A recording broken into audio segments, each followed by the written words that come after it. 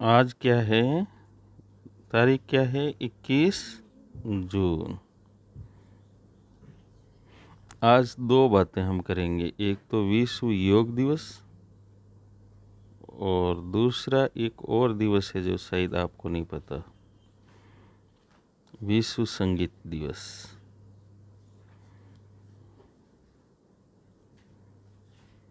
विश्व संगीत दिवस, ठीक है ना। तो हम इसके बारे में मैं आपसे बात कर रहा हूँ। वर्ष 2009 में इटली के योग गुरु स्वामी शिवानंद सरस्वती, एक इसका नाम जरूर आप याद रखेंगे, स्वामी शिवानंद सरस्वती, जो इटली के योग गुरु है। किस कहाँ के? इटली के योग गुरु है।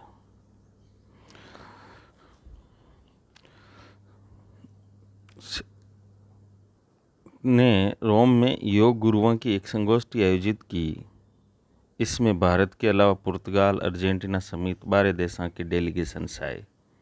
संगोष्ठी में शरीक हुए भारतीय योग कन्फेडरेशन के डेलीगेशन का अध्यक्ष थे डॉक्टर गोपाल, ठीक है ना। खास बात यह थी कि इस संगोष्ठी पर हर धर्म की सहभागिता थी। अध्यक्षता जगत गुरु शंकराचार्य प्रयाग पीठ स्वामी ओंकारानंद कर रहे थे।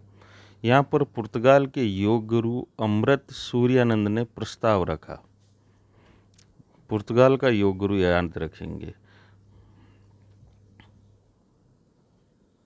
पुर्तगाल का योग गुरु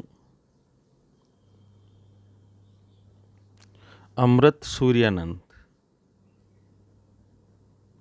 अमृत सूर्यानंद प्रस्ताव रखा कि संयुक्त राष्ट्र से बात की जाए कि विश्व में हर साल 21 जून को योग दिवस मनाया जाए। तो ये 21 जून तय करने वाले कौन थे? अमृत सूर्यानंद। ये ध्यान रखना एक चीज, ठीक है ना। तो पहला प्रश्न तो यही था कि 21 जून ही क्यों। सूर्यानंद पूरा होमवर्क करके आए थे। उन्होंने बताया कि यूएन के कैलेंडर में 21 जून खाली है। यदि यूएन कैलेंडर में स्थान न हो तो दिन तय करने का कोई लाभ नहीं। कैलेंडर में खाली इस तारीख के साथ संयोग ये भी था कि ये साल का सबसे लंबा दिन भी है। 21 जून आज साल का सबसे लंबा दिन है, यानी कि सूर्य आपको पता है, यूं समझ लो कि कर्क रेखा पर सीधा चमक रहा है। सूर्य कर्क रेखा पर सीधा चमक रहा है।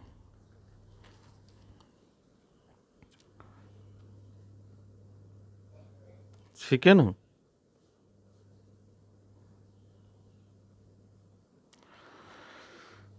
यानी हालांकि जैसे जब भी हम बात कर रहे हैं साल का सबसे बड़ा दिन तो उत्तरी गोलार्ध का है ना, दक्षिणी गोलार्ध का तो सबसे छोटा दिन है। पर चूंकि हम जानते हैं कि धरातल का अधिकांश भाग उत्तरी गोलार्ध में ही है, धरातल का अधिकांश भाग उत्तरी गोलार्ध में है,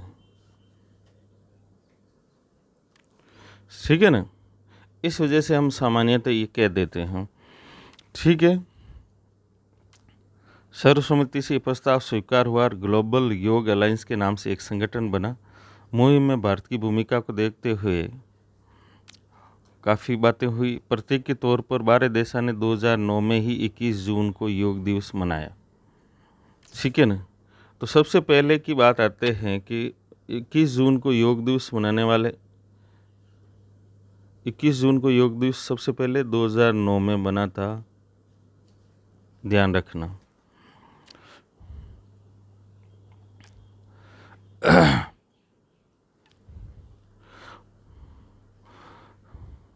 ये एक वार्षिक आयोजन बन गया। 2012 की संगोष्ठी में स्वामी अवधेशानंद, परमानंद, डॉक्टर नागेंद्र जैसे प्रबुद्धजन शामिल हुए। इसी वर्ष श्री श्री रविशंकर और बाबा रामदेव भी इस मुहिम से जुड़े। तब तक ये समझ चुके थे कि बिना राजनीतिक सहयोग से संयुक्त राष्ट्र के मंच पर ये बात बताना मुश्किल है। हमने तत्कालीन सरकार के सामने प्रस्ताव रखा, मगर तब सरकार उदासीन दिखी। 2002 में गुजरात के तत्कालीन मुख्यमंत्री नरेंद्र मोदी से मिले। उस समय उनका नाम राष्ट्रीय पटल पर तेजी से उभर रहा था। मुलाकात में जब हमने प्रस्ताव के बारे में बताया तो उनकी भी पहला प्रस्ताव था विश्व योग दिवस 19 को ही क्यों मनाया जाए। उन्होंने भी यही बात पूछी, नरेंद्र मोदी ने भी।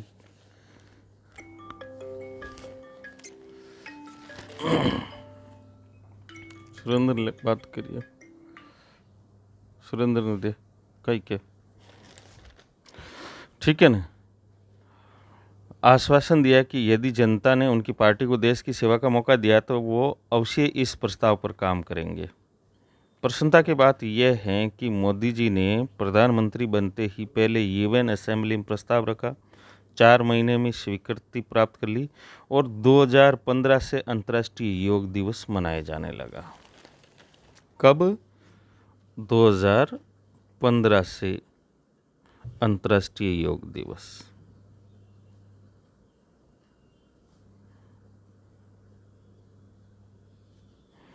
यानी कि सबसे पहले कब मनाया गया? 21 जून 2015। ये थोड़ा सा ध्यान रखना।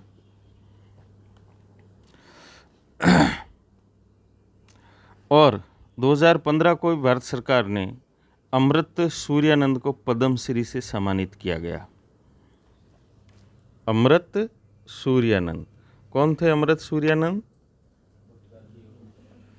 पुर्तगाली योग गुरु अमृत सूर्यानंद, ठीक है ना, पुर्तगाली योग गुरु। और ध्यान रखना, ये पहले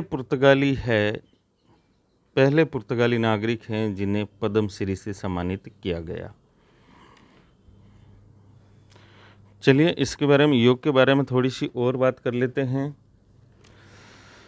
ध्यान रखना, आत्म साक्षात्कार के लिए आध्यात्मिक विकास की प्रक्रिया तेज करने वाला क्रिया योग या मन को सांसारिक प्रवाह से वितरित कर अंतर्मुखी होते कुंडलिनी जागरण के लिए किया जाने वाला हठ योग दोनों के नवीन वैश्विक आयाम के आधार पर गुरु गोरक्षनाथ की नगरी गोरखपुर ही रही है। योग की दोनों धाराएं नाथ योगी की नगरी से होते हुए दुनिया भर में पहुंची। गुरु मत्स्येंद्र नाथ के बाद हठ योग के सबसे बड़े आचार्य शिव अवतारी माँ योगी गुरु गोरक्षनाथ ने यहीं पर धुनी रमाई थी और उनके सिद्धांतों को शिष्य शिवात्मा राम ने हठ योग प्रदीपिका में लिपिबद्ध किया। तो एक परंपरा लिख लीजिए गुरु मत्स्येंद्र नाथ संप्रदाय से। आप ध्यान रखिएगा कि एक्चुअली में सूफी मत में भी योग की क्रियाएं हैं और उन्होंने नाथा से ही ग्रहण की थी। किससे? नाथा से, ठीक है ना। तो गुरु मत्स्येंद्र नाथ से उनके शिष्य थे गुरु गोरक्षनाथ,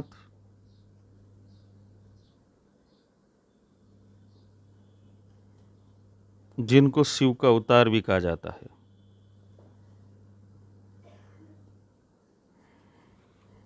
जिनको गुरु गोरक्षनाथ को शिव का अवतार भी कहा जाता है, ठीक है ना।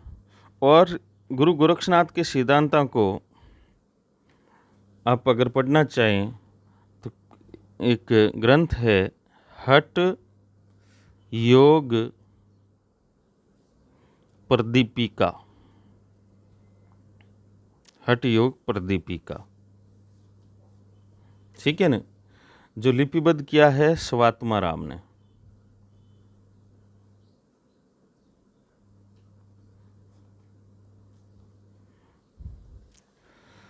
आज विश्व पूरा उसका लाभ ले रहा है। वहीं पूरी दुनिया को क्रिया योग का पाठ पढ़ाने वाले योग सत्संग सोसाइटी के संस्थापक परमहंस योगानंद का शारीरिक के साथ आध्यात्मिक जन्म भी गोरखपुर में ही हुआ। यानी कि एक सोसाइटी थी योगदा सत्संग सोसाइटी, इसने पूरे विश्व भर में प्रचलित करवाया। यहाँ पनपी आध्यात्मिक चेतना ही बरेली, वाराणसी, रांची, कोलकाता प्रवास के दौरान ईश्वरीय साक्षात्कार क्रिया योग को वैश्विक आयाम देने की गति तीव्र हो गई। चलिए, इसके अलावा आज विश्व संगीत दिवस है। आज विश्व संगीत दिवस भी है, तो उस पर भी आपसे थोड़ी मैं बात कर लूँ। कुछ नहीं है, सबसे खुश रहने का सबसे बढ़िया तरीका है संगीत को सुना जाए। आप कंपटीशन की तैयारी करें, जब भी आप बोर हो तो संगीत सुन लिया करें, ठीक है ना। और संगीत भी एक्चुअली में स्पिरिचुअल होना चाहिए, संगीत भी एक्चुअली में सुरबद्ध होना चाहिए। सुगम संगीत की बजाय आप शास्त्रीय संगीत सुनेंगे, आलाप सुनेंगे, तो आपका मस्तिष्क ज़्यादा प्रभावित होगा। चलिए, संगीत मानवीय समुदाय के सांस्कृतिक धार्मिक ताना बाने का अभिन्न अंग रहा है। जैसे हम बात करते हैं लोकगीतों की, तो एक्चुअली में लोकगीत क्या है? लोकगीत एक्चुअली में जन सामान्य के, यानी कि जो जन सामान्य के मन में जो विचार उमड़े, ठीक है ना, उमड़े, उनको उन्माद, उत्साह और भावां से गाने लग गया। समझ में आ रही नहीं आ रही? वही लोक संगीत बन गया, ठीक है ना। जब ये नियमा से बन गया, तो आप यूँ समझ लीजिए कि धीरे धीरे यही शास्त्रीय संगीत बन गया। समझ में आ रही ना बात? यही शास्त्रीय संगीत बन गया। हालांकि भारत में शास्त्रीय संगीत के घराने परंपरा की बहुत घराने परंपरा चलती है, घराने परंपरा शास्त्रीय संगीत के मामले में घराने परंपरा चलती है, ठीक है ना। और हम जानते हैं मनुष्य की भांति संगीत का मूल स्वरूप दैविक है, इसलिए देवी देवताओं को कोई वाद्य यंत्र के साथ भी चित्रित किया गया है। कृष्ण को बांसुरी, शिव के साथ डमरू, सरस्वती के हाथ में वीणा, है कि नहीं? यानी कि ईश्वर भगवान जी जो भी है वो खुद म्यूजिक के बिना नहीं रह सकते। युगा से माताएं बच्चों को अपनी लोरियाँ सुनाती रही है। बैंड और वाद्य यंत्र की धुनात से उत्साही सीमा पर तैनात सिपाही भरपूर सामर्थ्य से शत्रु को शिकस्त देते हैं। सेना में भी तो बैंड होते हैं ना। भले ही कोई भूपेन हजारिका की दिल झूम झूम करे का अर्थ ना समझे, किंतु ये स्वर श्रोता को किन्हीं रूहानी वाद्या में तो पहुंचा ही देते हैं ना। संगीत की तरंगें ईश्वर की सांसें हैं। संगीत ने कोरोना काल में अनेक व्यक्तियों के मन और दिल से टूटने से तो बचाया ही होगा रे, नहीं बचाया? चलिए, प्रतिवर्ष 21 जून का दिन विश्व संगीत दिवस के तौर पर मनाया जाता है। तो आज 2 दिवस है, एक तो विश्व संगीत दिवस और एक विश्व योग दिवस। योग दिवस के बारे में आपको काफ़ी जानकारी मिल गई। चलिए, एक बात और अपन J&K के बारे में बात करते हैं, जम्मू कश्मीर के बारे में। एक तो 24 जून को J&K प्रमुख नेताओं को प्रधानमंत्री ने वार्ता के लिए बुलाया है, 24 जून को, ठीक है ना, वार्ता के लिए बुलाया है। दूसरा, जे.एंड.के विधानसभा के चुनाव से पूर्व परिसीमन होना है, ठीक है ना। तो परिसीमन भी जोरों पर चल रहा है और 24 जून को प्रधानमंत्री के साथ वार्ता है। और फिर एक शब्द आपको ध्यान रखना है, जो आप अपने गूगल करेंगे या कुछ करेंगे, गुपकार अलायंस, गुपकार अलायंस, ठीक है ना, इन पर बात करेंगे। चलिए, सर्वदलीय बैठक बुलाई। जम्मू कश्मीर के नेताओं को सर्वदलीय बैठक के लिए आमंत्रित करने के केंद्र सरकार के फैसले से इन चर्चाओं को बल मिला है कि वर्तमान सरकार केंद्र शासित प्रदेश को लेकर कोई बड़ी पहल करने जा रही है। जम्मू कश्मीर केंद्र शासित प्रदेश ही है। फिलहाल इस पहल के बारे में अनुमान लगाना कठिन है, लेकिन माना जा रहा है कि वहाँ लोकतांत्रिक प्रक्रिया को बल देने के लिए कोई कदम उठाए जा सकते हैं। जो भी हो, अच्छी बात यह है कि जे.एंड.के नेता इस सर्वदलीय बैठक को लेकर उत्साहित दिख रहे हैं। इससे भी महत्वपूर्ण है कि वे अपनी अपेक्षाएं रेखांकित करते हुए ऐसी कोई मांग नहीं कर रहे हैं कि अनुच्छेद 370 को बहाल किया जाए। ये इस बात का सूचक है कि उन्होंने ये समझ लिया कि अब इस अनुच्छेद की वापसी के कोई आसार नहीं हैं। वास्तव में उसकी उम्मीद भी नहीं की जानी चाहिए, क्योंकि ये एक भेदभावमूलक, अलगाव और अन्याय को बढ़ावा देने वाला अनुच्छेद था। यह अनुच्छेद ही कश्मीरी जनता के एक वर्ग और वहाँ के कुछ नेताओं को एक मिथ्या आभास कराता था कि कश्मीर देश से अलग और विशिष्ट हैसियत रखने वाला क्षेत्र है। अगर ये अनुच्छेद नहीं होता तो शायद वहाँ अलगाव और आतंक की ज़मीन भी तैयार नहीं होती। इसकी अनदेखी नहीं की जा सकती थी। इसी अनुच्छेद के कारण पाकिस्तान कश्मीर को हड़पने का सपना भी देखा करता था। वर्तमान सरकार को इसके लिए एक अच्छी साधुवाद देने हैं कि उन्होंने एक ही झटके में अनुच्छेद 370 को निरस्त किया है। खैर, ये कोई बात है जो आपको ध्यान में रखनी है कि 24 जून को जो बैठक है उसमें क्या निष्कर्ष निकलता है, ठीक है ना। एक और चीज़ ये आपको ध्यान में रखनी है, वो ये है कि इस कोरोना महामारी ने लोगों को अवसाद में तो डाला ही है। कोरोना महामारी ने लोगों को अवसाद में डाला है, इस बात में कोई वो दो राय नहीं है। एक जो आपको प्रश्न लिखना है, प्रश्न ये है, जे.एंड.के में परिसीमन आयोग बना है,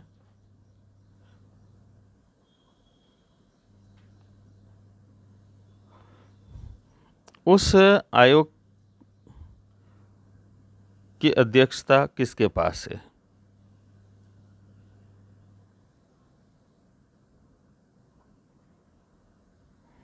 ठीक है ना, ये आप थोड़ा सा ध्यान रखेंगे, पता कर लेंगे, कहीं से भी पता कर लेंगे। एक हम बात करते हैं कुछ विदेशी मुद्रा भंडार, फिर उसके बाद हम अंतर्राष्ट्रीय संबंधों के बारे में एक दो चर्चा करेंगे। विदेशी मुद्रा भंडार, पहली चीज़ तो आपको ये ध्यान में रखना है कि विदेशी मुद्रा भंडार है क्या।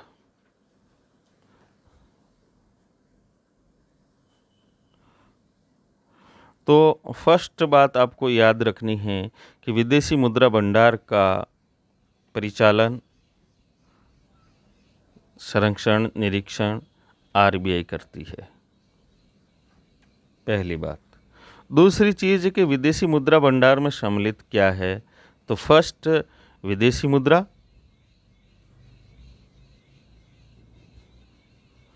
सेकंड आरबीआई के पास सोना, थर्ड एसडीआर जो आईएमएफ का कागजी जिसे पेपर गोल्ड बोला जाता है, एसडीआर, चौथा आईएमएफ में अंशधारिता। ये चार चीज़ें हमारे विदेशी मुद्रा भंडार में सम्मिलित होती है। एक चीज़ और कि विदेशी मुद्रा भंडार समृद्ध होता कैसे है, इस चीज़ को भी समझ लीजिए। विदेशी मुद्रा भंडार समृद्ध होता कैसे है, इस बात को भी समझ लीजिए, ठीक है ना। तो फर्स्ट तो ये है कि अगर हमारा निर्यात ज़्यादा है, अगर हमारा निर्यात ज़्यादा है, ठीक है ना, फर्स्ट बात तो ये है कि अगर हमारा निर्यात ज़्यादा है तो विदेशी मुद्रा भंडार बढ़ेगा, ठीक है ना। दूसरा, अगर यहाँ विदेशी निवेश ज़्यादा है, विदेशी निवेश ज़्यादा है, तो भी हमारा विदेशी मुद्रा भंडार समृद्ध होगा, ठीक है ना। और किसी कारण से IMF में हमारी अंशधारिता बढ़ जाती है तो भी विदेशी मुद्रा भंडार बढ़ेगा।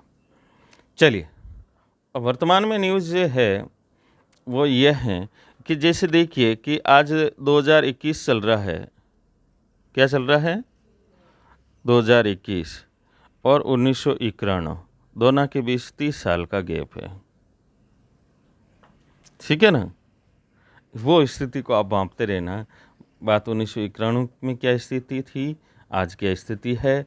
हाल ही में देश का विदेशी मुद्रा भंडार 600 अरब डॉलर के पार पहुंच गया है।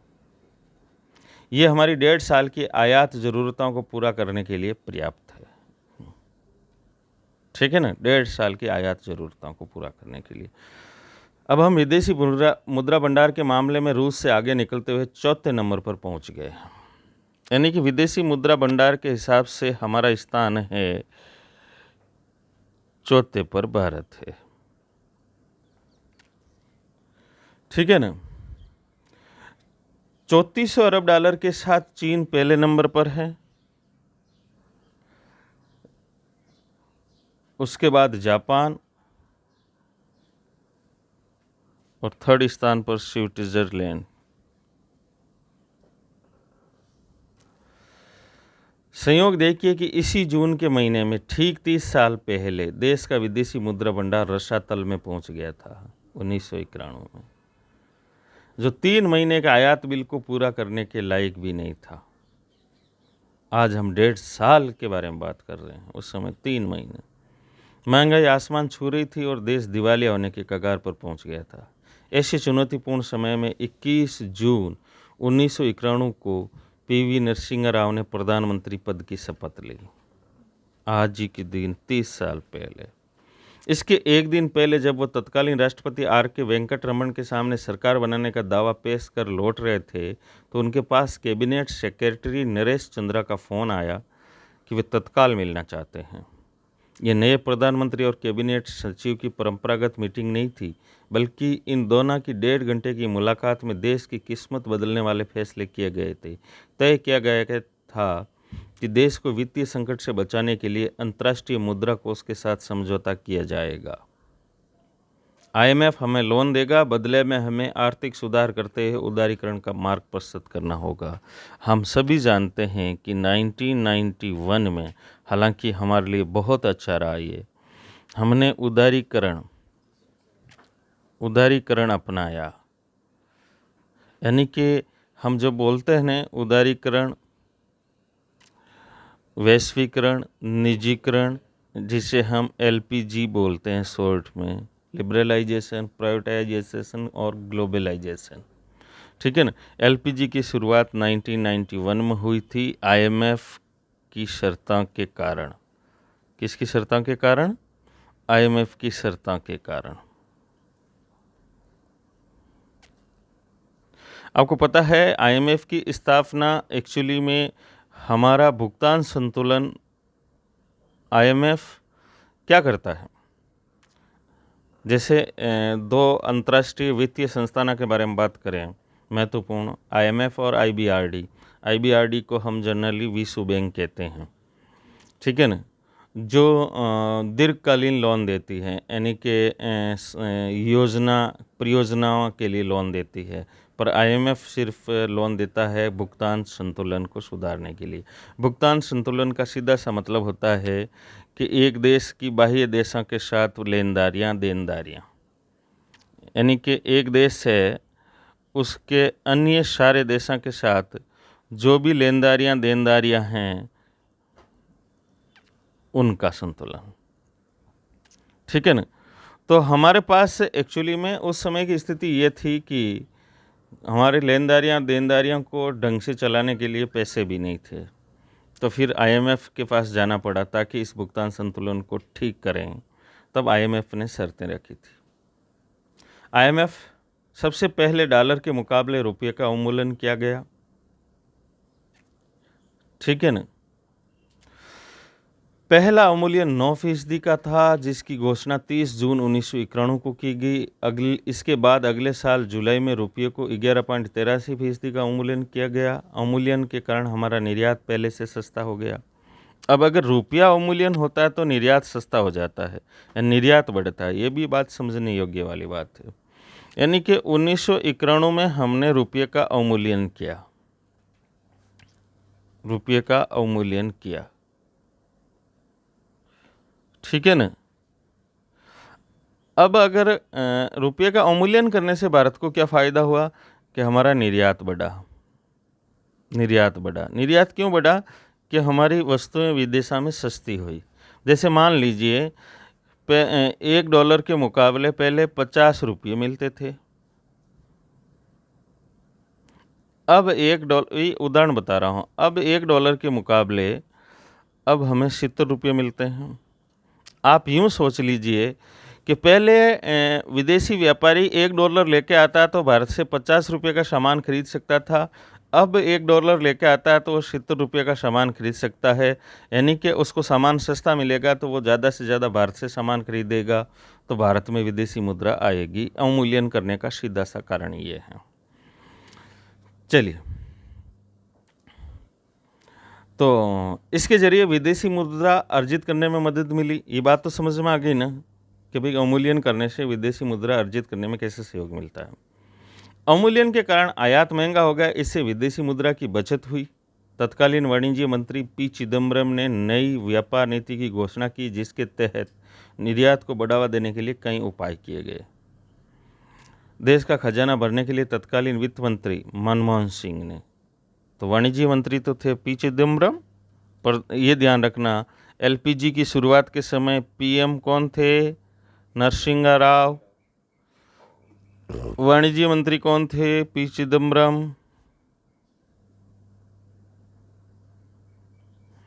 और सबसे महत्वपूर्ण वित्त मंत्री थे मनमोहन जी।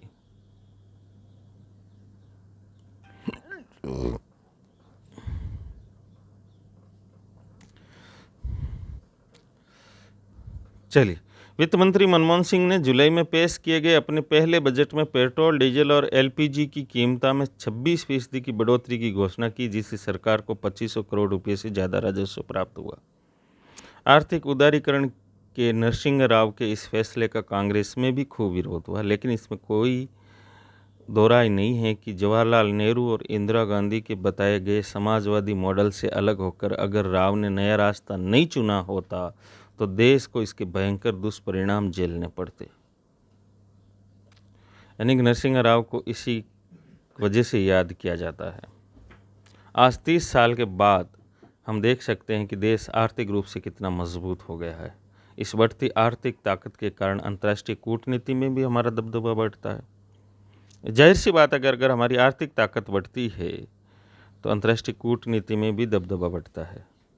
अब हमें बड़े देशों की जितनी ज़रूरत है उससे कहीं ज़्यादा उन्हें हमारी आवश्यकता है। इन उपलब्धियों के लिए ये देश नरसिंह राव का ऋणी भी रहेगा, ठीक है ना। ये विदेशी मुद्रा भंडार जो वर्तमान में आज की तारीख में कितना है? 600 अरब डॉलर, ठीक है ना, याद रखना बस। और चौथे स्थान पर है। दैट्स राइट, ये बात समझ में आ गई होगी। चलिए, अब नया विश्व व्यवस्था की सुबुगाहट हो रही है, तो कुछ बातें हम नई विश्व व्यवस्था के बारे में देख लेते हैं, जो कुछ बातें करते हैं। सोचिए, नई वर्ल्ड ऑर्डर के बारे में हम बात करते हैं। हम एक्चुअली में आज विदेश मामले के बारे में, एक बहुत बड़े इश्यू के बारे में बात करने जा रहे हैं। ठीक है ना। न्यू वर्ल्ड ऑर्डर के बारे में हम बात कर रहे हैं। हालांकि जब 1991 में यूएसएसआर का विभाजन हुआ, ठीक है ना, तब वर्ल्ड ऑर्डर बदले थे, ठीक है ना। और प्रेजेंट टाइम में चूँकि एक नया वर्ल्ड ऑर्डर बन रहा है, उसका मेन कारण है कि चीन का उभरना अब आर्थिक रूप से, सैन्य रूप से, जियो स्ट्रेटजिक रूप से चीन वास्तव में उभरा है, तो एक नया वर्ल्ड ऑर्डर पनप रहा है। तो इस वर्ल्ड ऑर्डर को भी हम समझेंगे। गत दिना विश्व के 7 विकसित देशों के संगठन G7 की शिखर बैठक के बाद विश्व व्यवस्था के नए स्वरूप निर्धारित होने की सुगबुगाहट शुरू हो गई। भारत के लिहाज से ये बेहद महत्वपूर्ण है। सबसे महत्वपूर्ण है चीन के खिलाफ इस समूह की एकजुटता। संगठन के देशों ने चीन के आर्थिक और सामरिक विस्तारवादी चुनौतियों से मुकाबला के लिए साझा संकल्प जारी किया। इस शिखर बैठक से अमेरिका में सत्ता परिवर्तन की हनक भी दिखी और विश्व व्यवस्था में अमेरिका की नए स्वरूप में वापसी का संकल्प दिखा। गौरतलब है कि चीन विगत दशक से अपने नागरिकों को 2047 तक दुनिया का सबसे विकसित देश होने का सपना दिखा रहा है। यानी कि चीन ये अपने नागरिकों को कह रहा है कि 2047 तक हम विश्व के सबसे विकसित देश बनकर दिखाएंगे। इस सपने को पूरा करने के लिए चीन कई परियोजना पर काम कर रहा है। इसमें से एक है one belt and road initiative, यानी BRI। चीन का उभरना ही काफ़ी है BRI। इसके तहत चीन अन्य दूरस्थ देशों से ढांचागत यातायात परियोजना पर काम कर रहा है। इसके तहत वो अपने पड़ोसी देशों अफ्रीका, यूरोप तक सड़क और रेल और जल मार्ग के जरिए संपर्कों का जाल बिछा रहा है। One belt and road initiative, इसके जरिए भारत को भी इस नीति के तहत वो लगातार घेरने का काम कर रहा है, जिससे सामरिक भाषा में मोतियों की माला, स्ट्रिंग ऑफ पर्ल पॉलिसी, चीन की स्ट्रिंग ऑफ पर्ल पॉलिसी।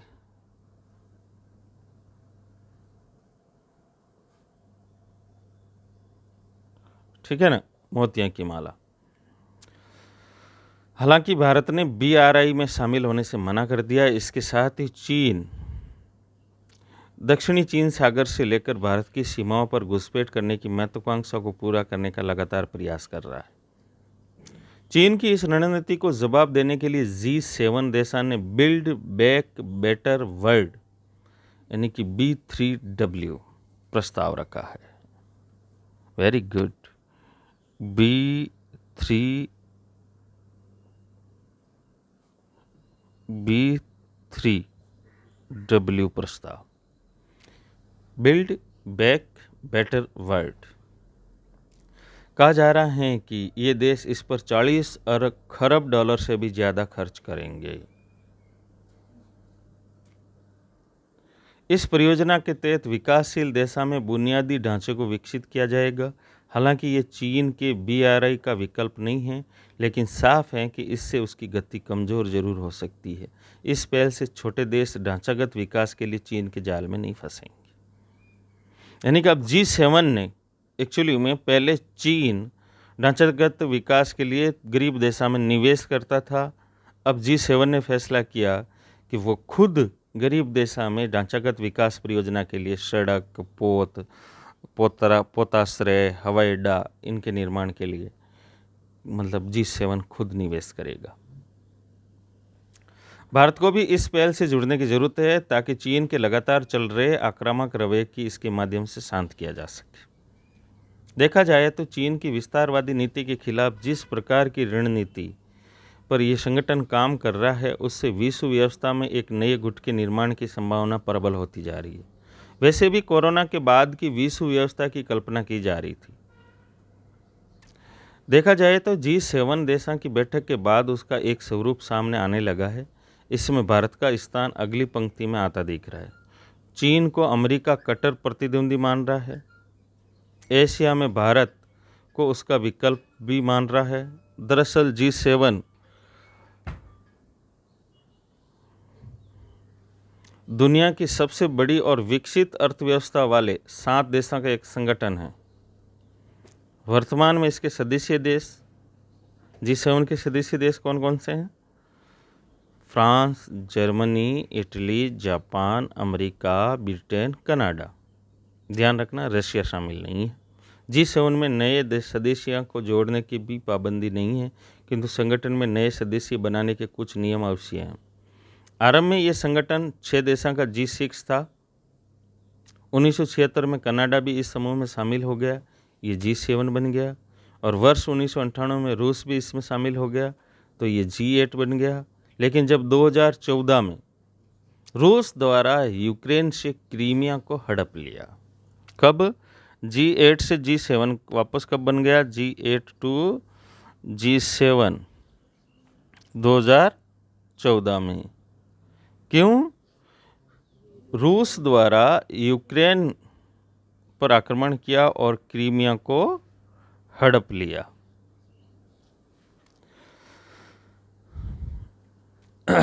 तो इस संगठन ने रूस को निलंबित कर दिया। इन देशों के बीच प्रतिवर्ष बैठक होती है जिसमें मुख्य वैश्विक आर्थिक मुद्दा पर चर्चा होती है। इस सम्मेलन में विशेष अतिथि के तौर पर किसी गैर सदस्य देश को भी आमंत्रित किया जाता है। ये संगठन स्वतंत्रता और मानवाधिकारों की सुरक्षा, लोकतंत्र और कानून का शासन तथा समृद्धि और सतत विकास जैसे मुद्दा पर भी काम करता है। एड्स, टीबी और मलेरिया से लड़ने के लिए वैश्विक फंड की शुरुआत इसी संगठन की देन है। एड्स, टीबी और मलेरिया से लड़ने के लिए वैश्विक फंड की शुरुआत इसी संगठन की देन है। वर्ष 2016 में पेरिस जलवायु समझौते को लागू करने में भी इस संगठन ने महत्वपूर्ण भूमिका निभाई। ये न्यू वर्ल्ड ऑर्डर के बारे में हम कुछ बातें कर रहे हैं। अब एक और चीज़, पहले एक्चुअली में ट्रंप था। आपको थोड़ा सा सोचना है, आपको थोड़ा सा अध्ययन करने की भी ज़रूरत है। पहले ट्रंप था यूएसए में, ठीक है ना, हाँ, रिपब्लिक पार्टी का था। अब डेमोक्रेट पार्टी का जो बाइडेन आया है, ठीक है ना, डेमोक्रेट हैं ये।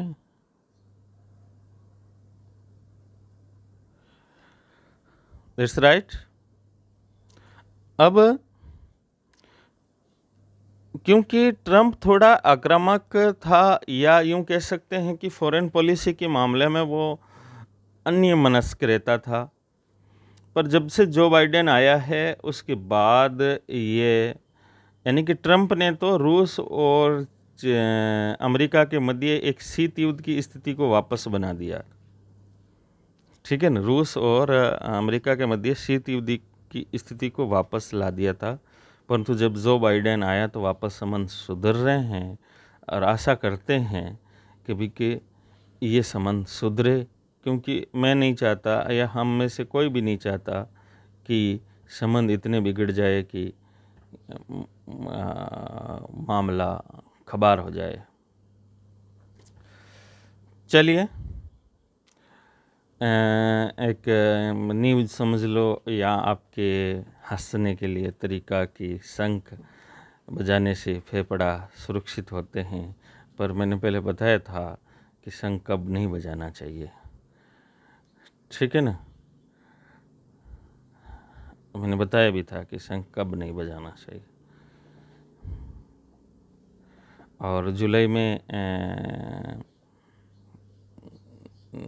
वो स्कूलें खोलने के बारे में कुछ विचार हो रहा है। एक न्यूज़ और है, ग्रीन हाइड्रोजन पर शिखर सम्मेलन। ब्रिक्स देशों के सहयोग से ग्रीन हाइड्रोजन पर 22 और 23 जून को शिखर सम्मेलन के लिए मेज़बानी भारत कर रहा है। ठीक है ना। ग्रीन हाइड्रोजन पर शिखर सम्मेलन, ये भी थोड़ा ध्यान रखना। ग्रीन हाइड्रोजन पर शिखर सम्मेलन, ठीक है ना। ये थोड़ा सा ध्यान भी रखेंगे आप कि ब्रिक्स देशों के सहयोग से ग्रीन हाइड्रोजन पहल पर 22 और 23 जून को होने वाले शिखर सम्मेलन की मेजबानी के लिए भारत तैयार हैं। ब्रिक्स में ब्राज़ील, रूस, भारत, चीन, दक्षिणी अफ्रीका शामिल है। ब्रिक्स में आधिकारिक बयान के अनुसार वीडियो कॉन्फ्रेंस के माध्यम से आयोजित होने वाले इस कार्यक्रम का संचालन देश की सबसे बड़ी ऊर्जा उत्पादक और दुनिया की बड़ी कंपनियों में शुमार national thermal power corporation limited यानी कि एनटीपीसी कर रही है। यानी कि देश की सबसे बड़ी ऊर्जा उत्पादक कंपनी का नाम क्या है? NTPC, national thermal power corporation, NTPC, जो इस ग्रीन हाइड्रोजन शिखर सम्मेलन की मेज़बानी कर रहा है। ठीक है ना। सम्मेलन के पहले दिन प्रत्येक राष्ट्र के प्रतिनिधि हाइड्रोजन के उपयोग और उनकी भविष्य योजनाओं पर देश की तरफ से की गई पहल को साझा करेंगे। यानी कि ये बताएंगे कि उनका देश क्या क्या कर रहा है ग्रीन हाइड्रोजन के क्षेत्र में। ठीक है।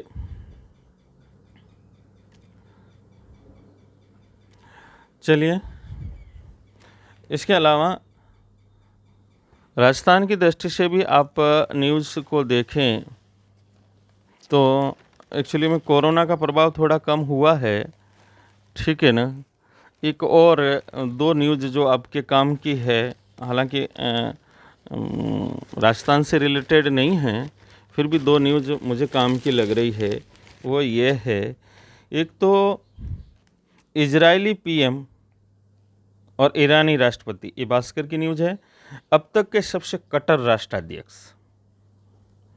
मैंने आपको बताया था इब्राहिम रईसी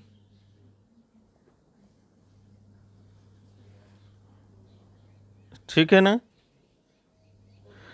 और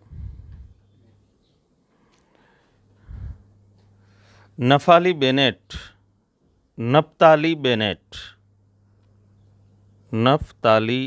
बेनेट,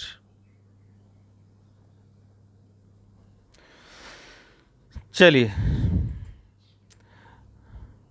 रईसी ईरान के सर्वोच्च नेता अयतुल्ला अली खमेनी के कट्टर समर्थक है। वे हमेशा काली पगड़ी बांधते हैं, जो दिखता है कि वो सैयद हैं और पैगंबर मोहम्मद के वंशज हैं। इस चुनाव से पहले तक रईसी ने कोई चुनाव नहीं जीता। इसे खामनेई का वारिस माना जा रहा है। और नफ्ताली बेनेट इजराइल की यहूदी राष्ट्र के तौर पर पहचान चाहते हैं और अपने सिर पर कीपा पहनते हैं, जो यहूदियों की पहचान है। और दुनिया की महाशक्तियों को उन्होंने आगाह किया है कि परमाणु डील पर ईरान से बात नहीं कर रहे। उन्होंने रईसी की भावी सरकार को जल्लाद का शासन कहा है। रईसी वहाँ के राष्ट्रपति बनेंगे तो इजराइल उसे जल्लाद का शासन कहता है। एक और चीज़ जो आपको समझनी है कि अमेज़न के वर्षावन का 60% हिस्सा ब्राज़ील में है, पर अमेज़न के वर्षावन, इसके बारे में थोड़ा सा समझो।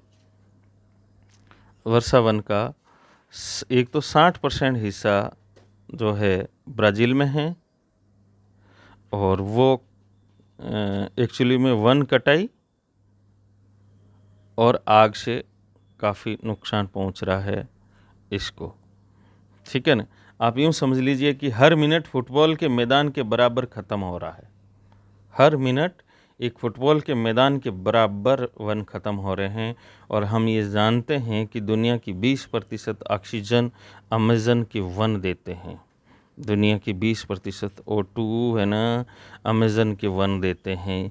हो सकता है कि हम जो ऑक्सीजन ले रहे हैं वो अमेज़न के वना से आई हो, और हमारे लिए बहुत ज़रूरी है अमेज़न के वन बचाने। पर बचेंगे कि नहीं बचेंगे ये नहीं पता। अब एक और चीज़, city of gold, city of gold.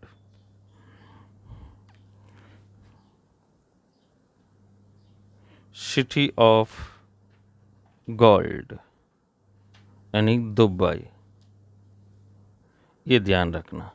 Dubai आज सभी गोल्ड की दुनिया में सबसे सर्वोच्च शिखर पर पहुंच गया है, ठीक है ना।